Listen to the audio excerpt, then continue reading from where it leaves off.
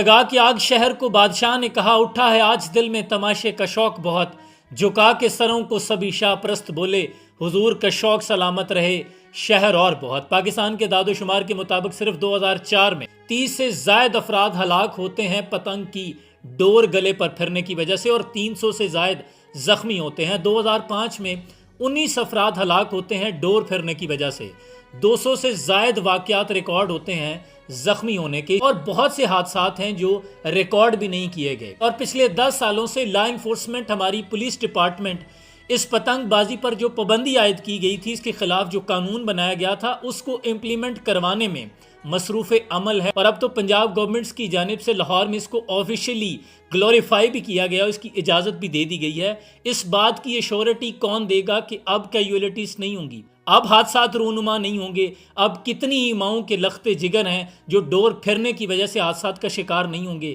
اس بات کی گارنٹی کون دے گا کہ 3 دنوں میں لوگ جو سوشل میڈیا پر ویڈیوز پوسٹ کریں گے، ان ویڈیوز کا بعد میں ان پر پرچہ نہیں کروایا جائے گا؟ کون سا فورینسک ادارہ اس بات کو جسٹیفائی کرے گا؟ کون سے ایسے پیرامیٹرز ہوں گے جن کے ساتھ یہ جج کیا جائے گا کہ یہ جو ویڈیوز بنی ہیں یہ ان 3 دنوں کی ہیں؟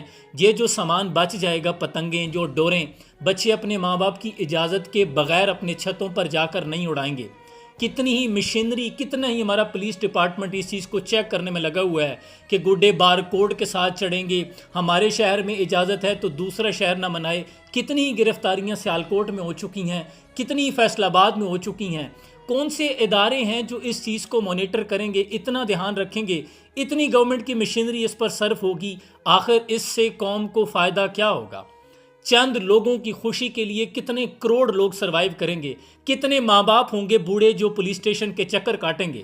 آپ کیا سمجھتے ہیں کہ 3 دنوں کے بعد یہ سلسلہ رک جائے گا؟ جو سامان بچ جائے گا ان کے پاس، اس کا لوگ کیا کریں گے؟ لوگ جو بائکس پہ جا رہے ہیں ان کو صرف راڈ کی فکر ہے کہ ہماری بائک کے سامنے راڈ لگاؤ۔ کتنے ہی لوگوں پہ جرمانے ہو چکے ہیں، کتنی ہی گرفتاریاں ایک دن پہلے جنہوں نے گڈی اڑا لی ان پر جرمانے عائد کر دی گئی ہیں، ان پر پرچے کاٹے جائیں گے۔ کیا پولیس کے باقی کرنے کے کام ختم ہو گئے ہیں؟ کیا جرائم کا خاتمہ ہو گیا ہے؟ 3 دن گزر جانے کے بعد جو معصوم لوگوں کو سروائیو کرنا پڑے گا، آپ نہیں جانتے۔ پولیس کو یہ اتھارٹی ہے کہ وہ چیک اینڈ بیلنس مینٹین کرنے کے لیے کسی کے گھر بھی ریڈ کر سکتی ہے۔